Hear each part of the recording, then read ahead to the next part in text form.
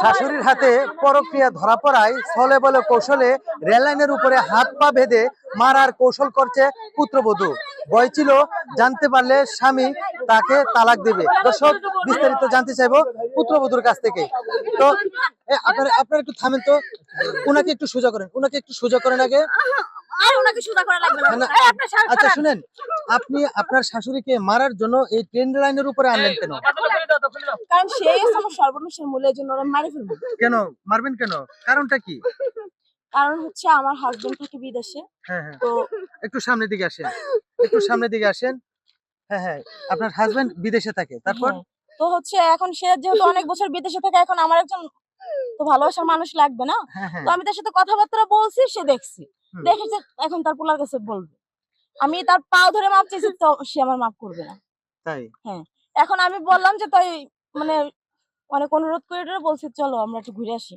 এখন আসছি, আসার পরে এখানে বসছি, বলছি যে মা আমরা একটা ছোটবেলার খেলনা খেলে আসি। এখন খেলছি, এখন তার তো আমার মারি ফেলানো লাগবে। তার না মারলে তো তাহলে আমি শান্তিতে থাকতে পারবো না, তাই না? তো এখন তার আমি মারবো, নাহলে আমি মরবো, শেষ। খুব ভালো কথা, তাই না? খুব ভালো কথা। পরকীয়ার জন্য শাশুড়ি মেরে ফেলতাছো, খুব ভালো কথা না? তোমার পরকে করবো না। তো দর্শক, আসলে দেখুন এমন একটি হৃদয় বিদারক ঘটনা ঘটেছে এখানে। শাশুড়িকে মারার জন্য এমন একটি কৌশল অবলম্বন করছে, ট্রেন লাইনের উপরে হাত পা বেঁধে একেবারেই মেরে ফেলার কায়দা করে ফেলছে। তো এখন আমরা চলে যাব একটু শাশুড়ির কাছে। তো আচ্ছা আন্টি, আপনার এই পুত্রবধূ পরক্রিয়া করছে, এটাকে আপনি আসলে দেখছিলেন? হ্যাঁ, ২-১ দিন পর পোলাপান ঘরে আহে, আর আমি জিজ্ঞাসা করে আমার খালাতো ভাই হয়। আজকে আমি হাতে নাতে ধরছি, তারপরে বলছে পোলার কাছে কয়ে দেবো, আমার বাসায় তো মারধর করে আজকে আবার অনেক সুন্দর ব্যবহার করে, মা চলেন একটু ঘুরে আছে। আমি কই আচ্ছা, তোমার পোলার বউ মনে ভালো হয়ে গেছে। ঘটনা হচ্ছে কি, এখন তো মনে করেন যে সে এখন মনে করেন যে অনেক কষ্ট পায়, অনেক কথা কইর পারতেছে না। সে আমার পাড়া প্রতিবেশী, আমাকে ধরেন ভাই কয়টা, ভাই মানে আমি এমন তার সাথে আমার সম্পর্ক, আমিও আপন বোনের মতো দেই, যদি হয়তো মারপেটের না। এই এই মহিলা যে ঘটনা ঘটাইছে সবকিছু আমার বোন মনে করেন দেখছে, দেওয়ার পর মনে করেন যে অনেক কয়া দিব, তখন কি করছে, কাল লাগেনি, তারা কিন্তু ভালো ব্যবহার করে। যারা খারাপ মহিলা, দুষ্টু মেয়ের মিষ্টি কথা, তখন কি করছে, তার কাছে হাতে পায়ে ধরে মাপ চাইছে, মাপও করে দিছে।